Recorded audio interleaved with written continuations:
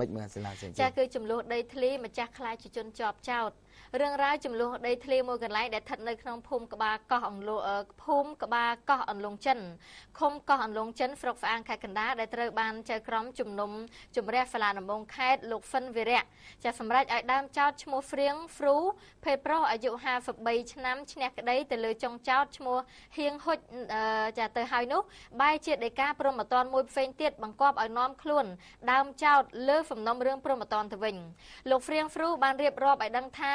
គាត់បានកាន់កាប់ដីលំនៅឋានដែលមានទំហំចា2000ម៉ែត្រការ៉េនិងដីស្រែចំនួន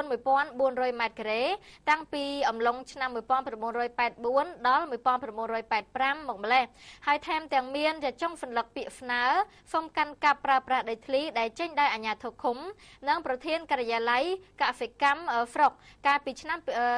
1990នាសម័យរដ្ឋកម្ពុជាថែមទៀតផងនឹងបានកាន់កាប់អាស្រ័យផលរហូតមកលុះកាលឆ្នាំ2008កន្លងមកនេះលោកបានទៅចូលរួមមង្គលការកូននៅឯខេត្តស្វាយរៀងក៏ត្រូវឈ្មោះហៀងហ៊ុចដែលមានព្រំប្រទល់ដីជាប់គ្នា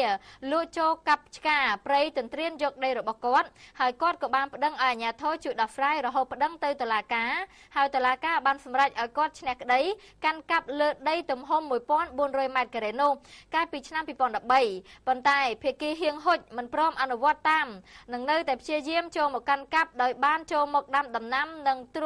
ជួលត្រាក់ទ័រចាការកាប់យកអាចដីក្នុងបរិវេណដីរបស់គាត់ទាំងបំពេញទៀតផង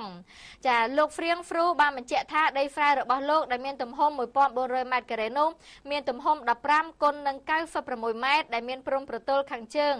ទល់នឹងឈ្មោះញញខ្ទមចាញញខ្ទមចាហៅតាហ្វ្លឹកខាងត្បូង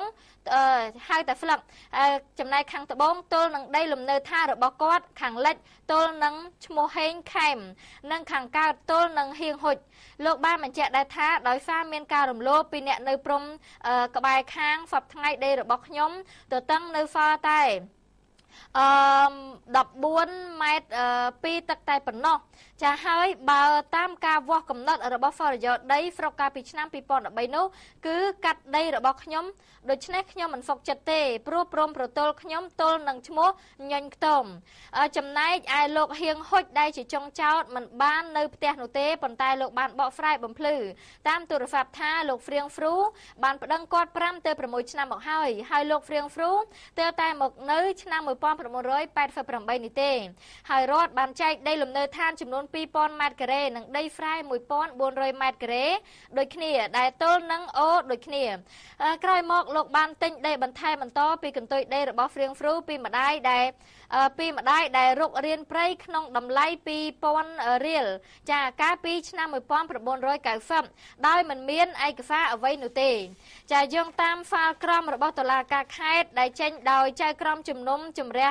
ហ្វិនវីរៈចាចេញកាលពីថ្ងៃទី5ខែមេសាឆ្នាំ2013បានសម្រេចទទួលស្គាល់ការទាមទាររបស់ដើមចោតឈ្មោះហ្វ្រៀងហ្វ្រូជាម្ចាស់កម្មសិទ្ធិគ្រប់គ្រងលើដីទំហំ1400ម៉ែត្រការ៉េដែលមាននៅក្នុងបណ្ណសម្គាល់សិទ្ធិកាន់កាប់ដីចាកាន់កាប់ប្រើប្រាស់ដីលេខ D5 0757ចុះថ្ងៃទី1មករា1993តាមការវាស់វែងរបស់មន្ត្រីជំនាញភូមិបាលស្រុកស្អាងកាលពីថ្ងៃទី27ធ្នូឆ្នាំ2012និងទី2កន្ទុយដីទំហំ86ចា86ម៉ែត្រ5ទឹកហ្នឹងចាម៉ែត្រការ៉េចាគ្មានឯកសារដែលបច្ចុប្បន្នចុងចម្លើយហៀងហ៊ុចគ្រប់គ្រងចាបង្វិលទៅគណៈកម្មការដោះស្រាយវិវាទដីធ្លីជាសមត្ថកិច្ចគិតចាប់ពីថ្ងៃប្រកាសហ្វាក្រមនេះ